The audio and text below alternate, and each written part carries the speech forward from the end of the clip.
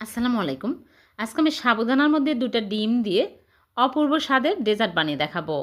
এই ডেজার্টটি খাওয়ার পরে মনে থাকবে আজীবন, এতটাই টেস্টি হবে। মুখে দেওয়ার সাথে সাথে মনে হবে অমৃত খাচ্ছি। তাহলে চলুন ভিডিওটি দেখে নিন। প্রথমে একটা বোলের মধ্যে নিয়ে নিচ্ছি সাবুদানা হাফ কাপ। এখন পানি দিয়ে ভালো করে ধুয়ে নিব। পানি দিয়ে ধুয়ে তারপরে ১০ মিনিট ঢেকে রেখে দিব। ১০ মিনিটে একদম নরম হয়ে যাবে। আর এদিকে আমি চুলায় একটা প্যান বসিয়ে প্যানটা গরম করে নিয়েছি। এর মধ্যে দিয়ে দিচ্ছি চিনি। এখানে হাফ কাপ চিনি দিয়ে দিলাম। দিয়ে নেড়েচেড়ে ক্যারামেল করে নেব। চিনি গলে যখন এরকম সুন্দর কালার হবে, সাথে সাথে চুলা থেকে নামিয়ে নিব। নিয়ে একটা মোল্ডে ঢেলে নিচ্ছি। ঢেলে তারপরে মোল্ড ধরে ঘুরিয়ে এক সাইডে রেখে দিব ঠান্ডা হওয়ার জন্য। ভালো করে ঠান্ডা করে নিতে হবে। তারপরে এদিকে আমি ক্যারামেলের প্যানের মধ্যেই নিয়ে নিচ্ছি লিকুইড দুধ ২ কাপ। এখন আমি নেড়েচেড়ে জাল করে বলক তুলে নিব। অনেক সুন্দর কালার আসছে। এখন চিনি দিয়ে দিচ্ছি 1/3 কাপ। চিনি স্বাদ অনুযায়ী দিতে হবে। এখন আমি নেড়েচেড়ে আরও কিছুক্ষণ জাল করে নিব। ২ কাপ দুধ জাল করে ১.৫ কাপ করে নিব।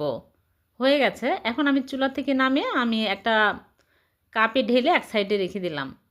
আর এদিকে ১০ মিনিট পর সাবুদানা একদম নরম হয়ে গেছে। এরকম নরম হতে হবে। তারপরে এর মধ্যে দিয়ে দিচ্ছি ডিম। এখানে বড় সাইজের ২টা ডিম ভেঙে নিয়ে নিচ্ছি। আপনারা চাইলে ৩টা ৪টা ডিমও দিতে পারবেন। স্বাদ মতো লবণ দিয়ে দিচ্ছি। আর আরও বেশি টেস্টি করার জন্য গুঁড়া দুধ দিয়ে দিচ্ছি ২ টেবিল চামচ। এখন ভ্যানিলা এসেন্স দিয়ে দিচ্ছি ১ চামচ। তাহলে ডিমের গন্ধ লাগবে না। ভালো করে মিশিয়ে নিতে হবে।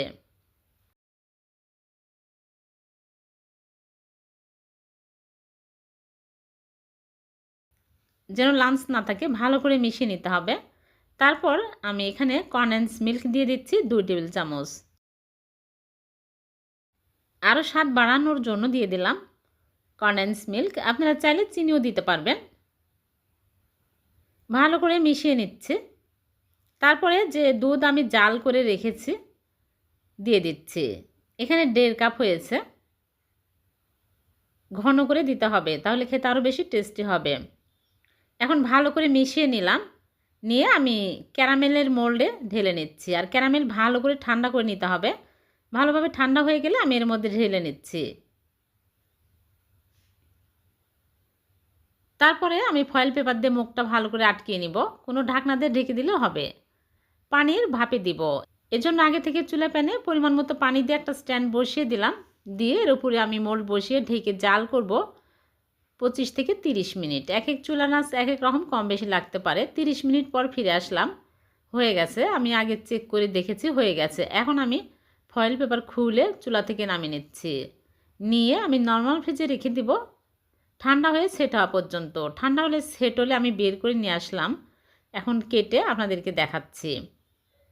সাইড দিয়ে একটু কেটে নিতে হবে, তাহলে খুব সহজে মোল্ড আউট করা যাবে।